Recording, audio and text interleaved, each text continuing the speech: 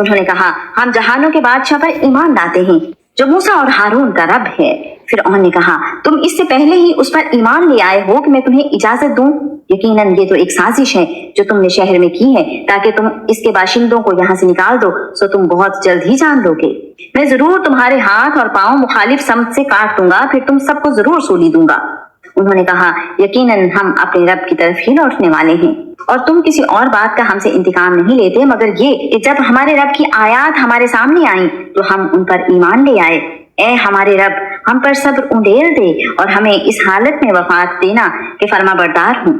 اور قوم فرعون کے سرداروں نے کہا کیا تو موسیٰ اور اس کی قوم کو یوں ہی چھوڑ دے گا کہ وہ زمین میں فساد پھیلائیں اور تجھے اور تیرے معبودوں کو چھوڑ دیں؟ فرعون نے کہا ان قریب ہم ان کے بیٹوں کو بری طرح قتل کریں گے اور ان کی عورتوں کو زندہ رکھیں گے اور ہم ان پر یقیناً قابو رکھنے والے ہیں۔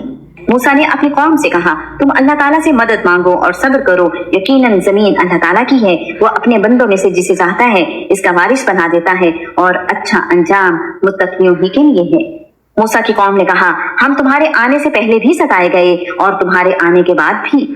موسیٰ نے کہا قریب ہے تمہارا رب تمہارے دشمن کو ہلاک کر دے اور تمہیں زمین میں جانشین بنا دے، پھر وہ دیکھے کہ تم کیسے عمل کرتے ہو۔ اور بلا شبہ ہم نے آل فرعون کو قحط سالی اور پیداوار کی کمی میں پکڑا تاکہ وہ نصیحت قبول کریں۔